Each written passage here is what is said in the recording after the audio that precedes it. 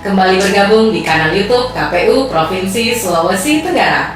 Apa kabarnya teman pemilih semuanya? Semoga teman pemilih dalam keadaan sehat dan selalu berbahagia, seperti suasana kami di kantor KPU Provinsi Sulawesi Tenggara yang selalu berbahagia. Saya Ayu, host podcast KPU Provinsi Sulawesi Tenggara. Teman pemilih, ini adalah edisi lanjutan pemutahiran data pemilih berkelanjutan yang akan menceritakan tentang informasi penting terkait pemutahiran data pemilih berkelanjutan. Di studio podcast KPU Provinsi Sulawesi Tenggara telah hadir Bapak Muhammad Mukmin Fahimuddin. Selamat sore Bapak. Sore Mbak Ayu. Apa kabarnya Bapak? Alhamdulillah baik. Mbak Ayu gimana kabarnya Mbak? Alhamdulillah Pak Kadif. Selaku Ketua Divisi Perencanaan Data dan Informasi KPU Provinsi Sulawesi Tenggara. Baik, teman pemilih, langsung saja nih kita akan bertanya kepada Pak Kadif. Pak Kadif, boleh diceritakan tidak apa sih tujuan dilaksanakan kegiatan PDPB ini? Ya, PDPB ini sebelum ke tujuan Mbak Ayu ya. Sebetulnya pemutahiran data pemilih berkelanjutan ini bukan hal baru pelaksanaannya, tetapi setelah pemilu 2019 kemarin itu juga sudah dilakukan sebetulnya sesuai dengan amanah Undang-Undang 7 2017 bahwa pelaksanaan pemutahiran itu tidak hanya berhenti pada saat tahapan, tetapi juga dilakukan setelah tahapan. Memang trennya pelaksanaan pemutahiran data itu tidak hanya pada saat tahapan, tetapi sifatnya berkelanjutan atau continuous list, dan agar mengikuti dinamika kependudukan yang ada. Jadi amanah di Undang-Undang 7 tersebut juga harus dilakukan proses pemutahiran data pemilih setelah tahapan. Nah, tujuannya adalah yang pertama ada dua sesuai dengan ketentuan PKPU 1 2025. Jadi yang pertama adalah memperbaharui dan memutakhirkan data pemilih kita sesuai dengan kondisi pemilih atau kondisi masyarakat yang memenuhi syarat untuk memilih, kondisi yang terakhir termutakhir. Itu yang pertama. Yang kedua, setelah itu dimutakhirkan, itu kemudian dilakukan pengolahan dan disajikan datanya untuk publik tahu, khususnya para pemilih mengetahui apakah namanya sudah terregister atau tidak, disajikan dengan benar apa tidak, kemudian atau mungkin ada keluarganya yang belum terdaftar atau sudah tidak memenuhi syarat untuk daftar. Jadi setelah diperbaharui itu kemudian datanya disajikan dan kemudian untuk masyarakat melihat kembali gitu. Itu baik. Baik, Pak Kadif, boleh diceritakan kepada teman pemilih nih ya, tantangan apa yang dihadapi dalam proses pemutahiran data pemilih ini Pak Kadif? Tantangan ya, saya kira semua hal itu ada tantangannya, tetapi kan kita tidak mungkin berhenti pada tantangan itu, justru menjadi hal yang mendorong kita untuk melakukan. Yang pertama saya kira animo masyarakat kadang-kadang agak sulit juga untuk memberikan yang kita harapkan kan partisipasi mereka untuk bisa lebih giat lagi atau lebih intens untuk memastikan dirinya.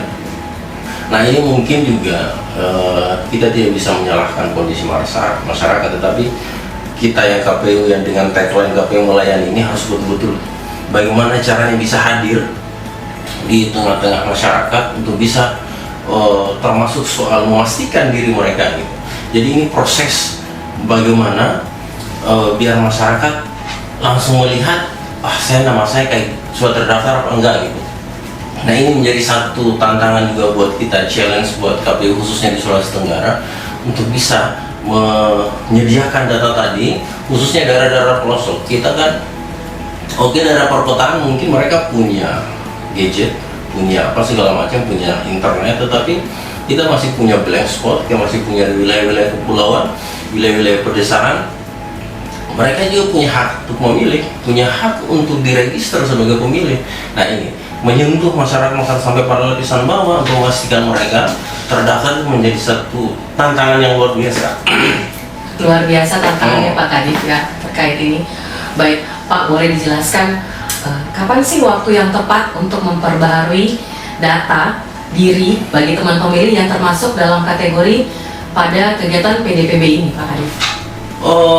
Sebetulnya sepanjang tahun 2025 itu kita di KPU Sulawesi Tenggara termasuk jajaran di kabupaten kota itu membuka ruang yang selebar-lebarnya setiap saat, tentu jam kantor ya, di luar jam libur gitu. Nah, setiap saat masyarakat bisa memberikan tanggapan, melaporkan dirinya jika memang ada hal yang harus diperbarui dalam data pemilih. Jadi mulai dari jam kantor pagi jam 8 sampai dengan jam 4 sore kami tetap membuka layanan itu. Nah, pertanyaannya setelah jam kantor bisa nggak? Bisa, melalui cek DPT online. Di sana ada menu untuk melaporkan diri, nanti akan masuk ke server untuk datanya bisa kita updating. Tentu pada saat melaporkan diri itu harus dilengkapi dengan data dukung yang khususnya yang online tadi, tinggal dijeprek saja atau dipindahkan untuk kemudian datanya bisa sampai ke kami. Jadi sekarang teknologi juga sudah semakin memudahkan gitu ya untuk aksesnya. Bagi yang pemilih mungkin yang secara fisik agak sulit untuk mendatangi teman-teman di kabupaten, kota atau provinsi, bisa melalui aplikasi tadi. Baik, Pak Kadif, untuk kegiatan PDPB ini tadi dijelaskan tentang waktunya. Nah sekarang mungkin teman pemilih masih ada yang bertanya, di mana saya bisa melaksanakan kegiatan PDPB ini? Kalau masalah tahapan kan kita punya sumber daya sampai ke desa, kelurahan, kecamatan, tapi setelah tidak ada tahapan kan badan ad hoc kita sudah nggak ada. Jadi di 17 kabupaten kota itu di kantor-kantor KPU kabupaten kota, di sana mereka sudah mulai menyediakan help desk untuk kemudian teman-teman pemilih bisa datang untuk melaporkan dirinya. Teman pemilih tinggal hadir di sana membawa data dukung saja. Formulir apa segala macam itu sudah disediakan oleh teman-teman, tinggal ngisi dan menyampaikan data dukung yang dibutuhkan untuk perbaruan datanya. Terkait data dukungnya, Pak Kadif? Data dukungnya, karena prinsip penyusunan data pemilih kita ini sama pada saat tahapan, prinsipnya de jure. Ada 4 yang bisa digunakan di sana. Yang pertama adalah KTPL, kartu tanda pengenal penduduk itu KTPL yang elektronik, kemudian kartu keluarga, kemudian biodata kependudukan, kemudian satu yang berbasis gadget IKD, identitas kependudukan digital. Baik, sudah ada tersedia ya Pak Kadif ya. Jadi tinggal dibawa data dukungnya, kemudian bisa ke tempat-tempat yang sudah disebutkan sama Pak Kadif. Silakan datangi saja ke kantor KPU kabupaten kota. Di kantor KPU provinsi juga bisa. Jika mau berdomisili di sekitar kantor ini yang lebih gampang diakses, silakan, akan dilayani oleh teman-teman. Baik, Pak Kadif, terakhir ya, harapan atau pesan kepada teman pemilih terkait kegiatan pemutahiran data pemilih berkelanjutan ini boleh disampaikan kepada teman pemilih, Pak Kadif. Baik, harapan kami sebagai penyelenggara pemilu dan pemilihan, kewajiban kami adalah untuk melayani pemilih, memastikan para pemilih itu bisa terdaftar dalam daftar pemilih. Memang pemilu atau pilkada selanjutnya masih agak jauh waktunya, tetapi sejak dini kami berupaya untuk memastikan teman-teman pemilih semua sudah terdata namanya di dalam daftar pemilih. Untuk itu kami sangat mengharapkan, harapan kami cuma satu, mohon antusias kawan-kawan semua, teman-teman pemilih, untuk bisa memastikan dirinya sudah terdaftar atau belum. Kalaupun sudah terdaftar, tolong dipastikan sudah terdaftar dengan benar apa enggak. Kalau sudah terdaftar dengan benar, tolong pastikan pula dibantu orang-orang di rumahnya, keluarganya, anak, istrinya, atau siapa saja, kawan-kawan, untuk bisa mengajak juga mereka untuk bisa seperti teman-teman untuk memastikan dirinya bisa terdaftar dengan benar dalam daftar pemilih. Itu, Pak. Baik, terima kasih banyak Pak Kadif untuk waktunya dan juga pendidikan pemilih yang telah diberikan hari ini terkait PDPB khususnya ya Bapak ya.